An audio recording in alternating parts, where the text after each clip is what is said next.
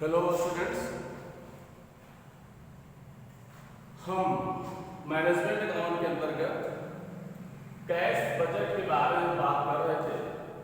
Cash budget क्या होता है, यह बनाने की कितनी विधियां हैं और कैश का कलेक्शन कैसे होता है, ये बात तो बता चुके थे।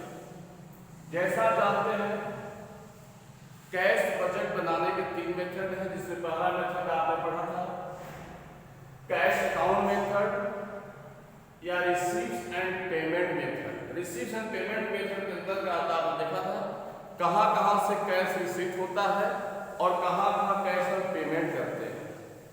दूसरा आपका projected method, project balancing method, और तीसरा होता है cash flow method.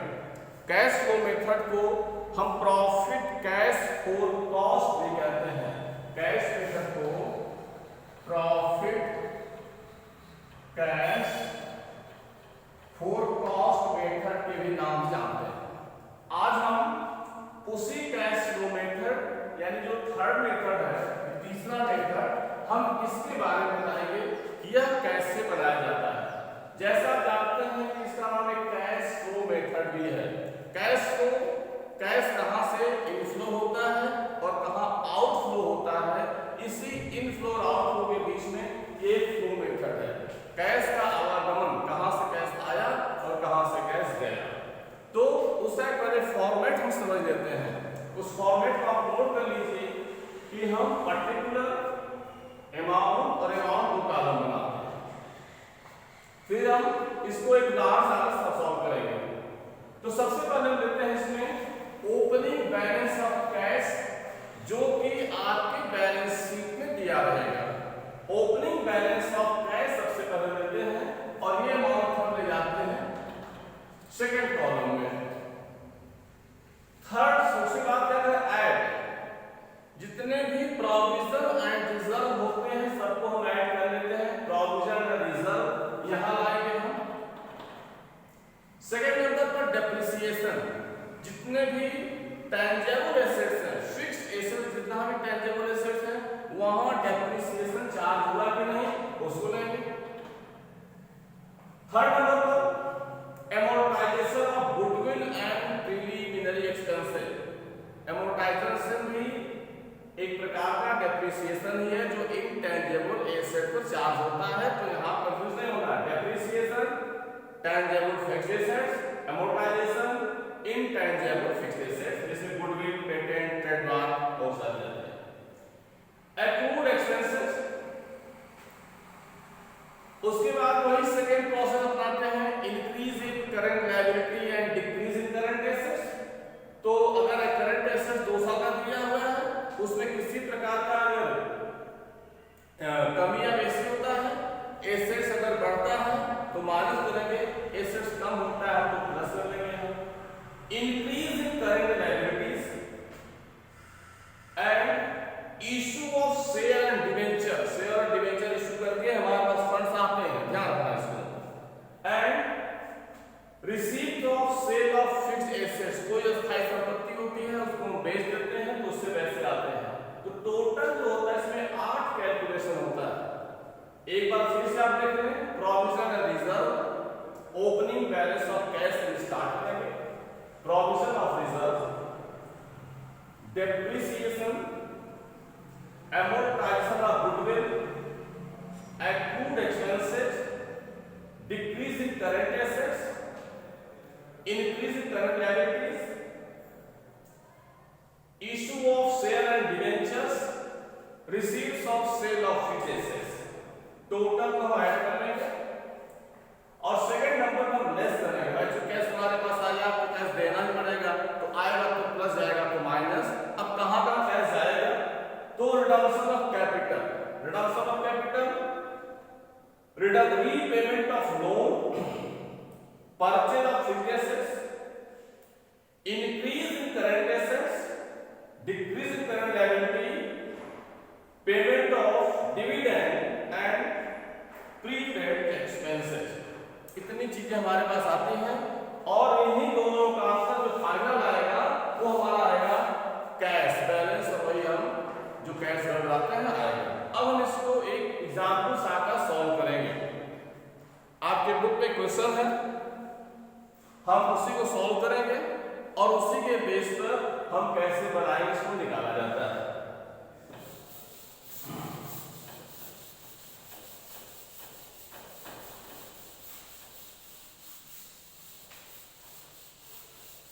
Question number 15 है, जिसमें हम आपको बता रहे हैं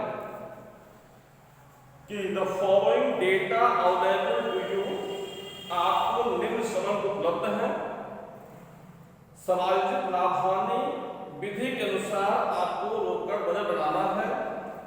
सबसे ऊपर बैलेंस शीट दिया हुआ है, बैलेंस एट एंड दिया हुआ है, फिर प्रोजेक्टेड प्रॉफिट लॉस अकाउंट बनाया है, जो अमाउंट यहां लेना है उसको हम ले लेंगे, और लास्ट में एक्सपेक्टेड क्लोजिंग बैलेंस हमारे पास दिया हुआ है, जिसमें कैपिटल है 3 लाख, क्रेडिटर्स है, डेब्टर्स है, बिल्स पेबल है, बिल्स रिसीवेबल है। अब हम बैलेंस शीट दिया हुआ है, प्रॉफिट लॉस दिया हुआ है और एक्सपेक्टेड क्लोजिंग बैलेंस हमारे पास कितना दिया हुआ है, ये सारे इंफॉर्मेशन दिए रहेंगे और इसी के बेस पर हम प्रोजेक्ट कैश बजट बनाएंगे। तो देखिए सबसे पहले बनाते हैं कैश बजट।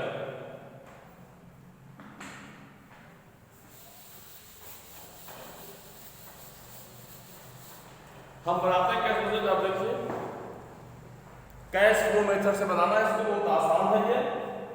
ऊपर सबसे पहले लिखेंगे हम कैश बजट, अमाउंट के 2 कॉलम हो जाएंगे। सबसे ऊपर पर्टिकुलर अमाउंट और अमाउंट। तो सबसे पहले बैलेंस ऑफ कैश हमारे पास कितना है, बैलेंस ऑफ कैश 1 अप्रैल को देखिए यहां दिया बैलेंस शीट में एसेट साइड में 1,23,000। तो सबसे पहले लिखेंगे हम बैलेंस ऑफ कैश 1,23,000, जो कि आप बैलेंस शीट से पाते हैं। अब इसमें करेंगे ऐड नेट प्रॉफिट। तो आपका प्रोजेक्टेड प्रॉफिट लॉस अकाउंट बनाया है और नेट प्रॉफिट यहां दिया हुआ 36,000, हम यहां 36,000 ले लेंगे। देन डिप्रिसिएशन है, जैसा जानते हैं हमने कहा था प्रोविजन रिजर्व डेप्रिसिएशन। डेप्रिस वैल्यू दी गई है, डेप्रिसिएशन मशीनरी है ये 6,000, हम इसको ले लेंगे यहां 6,000। डेप्रिसिएशन बात करेंगे प्रोविजन रिजर्व, तो प्रोविजन रिजर्व यहां कुछ भी नहीं दिया हुआ है। अब सेकंड स्टेप लाएंगे हम increase in current liability and decrease in current assets. तो हमारे पास सबसे पहले बिल्स रिसीवेबल यहां 20,000 है और बिल्स रिसीवेबल 16,000 है, कम हुआ है। तो decrease in bills receivable 20,000 minus ये 16,000, तो बराबर हो जाएगा 4,000। ध्यान रखिए दोनों को देखेंगे एक्सपेक्टेड बैलेंस शीट में भी और जो एक्सपेक्टेड अमाउंट दिया वो भी ले लेंगे। फिर यहाँ क्या है इन्वेंट्रीज 20,000 और यहाँ 10,000, कम हुआ है ओपनिंग स्टॉक नहीं, ओपनिंग 20,000 है और क्लोजिंग 20,000 है, तो ओपनिंग क्लोजिंग इक्वल है, कोई इफेक्ट नहीं होगा। फिर decrease in prepaid commission, decrease in prepaid commission, prepaid commission यहां 2,000 है और तो ठीक है एक अमाउंट है तो डिक्रीज हो गया ये, इसको हम 2,000 लेंगे decrease in prepaid commission. Next increase in capital, capital हमारा इंक्रीज हो रहा है क्योंकि बैलेंस शीट में यहाँ 2 लाख है और यहाँ एक्सपेक्टेड क्लोजिंग बैलेंस 3 लाख है, तो इंक्रीज इन कैपिटल ये हम लेंगे आपका 1 लाख। नेक्स्ट बिल्स पेबल, हमें लायबिलिटी साइड देखेंगे तो लायबिलिटी साइड हमारे पास क्रेडिटर बिल्स पेबल आउटस्टैंडिंग है, तो बिल्स 40,000 है और यहाँ बिल्स पेबल की वैल्यू कितनी है 45,000 क्रेडिट्स पेबल 45 माइनस 40 बराबर ये हो गया 5000। देन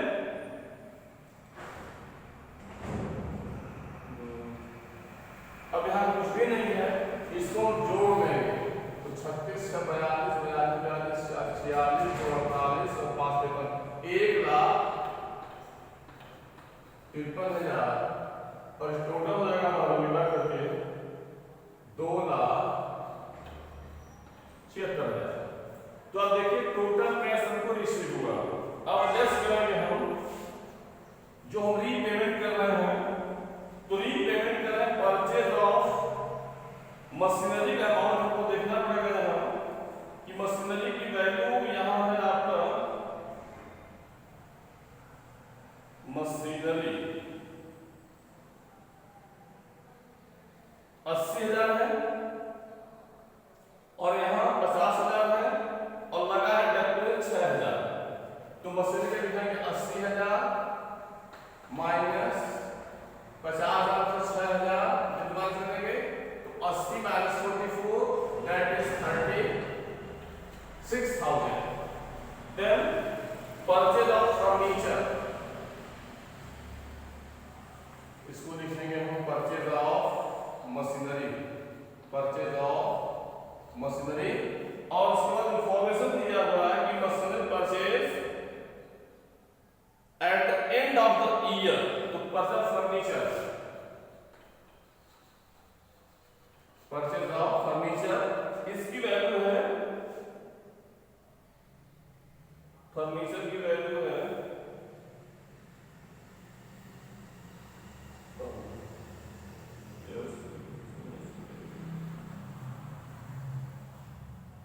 फर्नीचर की value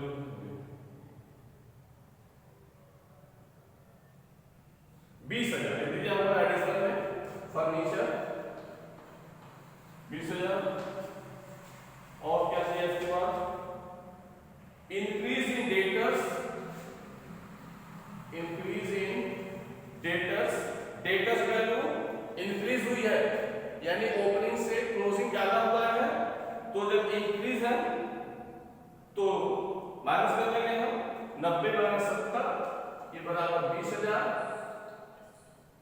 then increase in inventory, increase in inventory 10,000। Decrease in creditors, decrease in creditors 20,000। आपके बुक क्वेश्चन नंबर 15 है 20,000। Then decrease in outstanding rent, decrease in outstanding rent ये है 3,000। And payment of dividend, payment of dividend दिया हुआ है 10,000 31 मार्च को, payment of dividend 10,000। Total हम जोड़ देंगे तो 6 3 9 3 2 5 7 8 9 10 11 1,19,000। तो आप देखिए 2,17,000 कैश आया और 1,19,000 गया, इसको माइनस कर देंगे हम तो 16 से 9 गया 7, समय से गया 1,57,000 हमारे पास कैश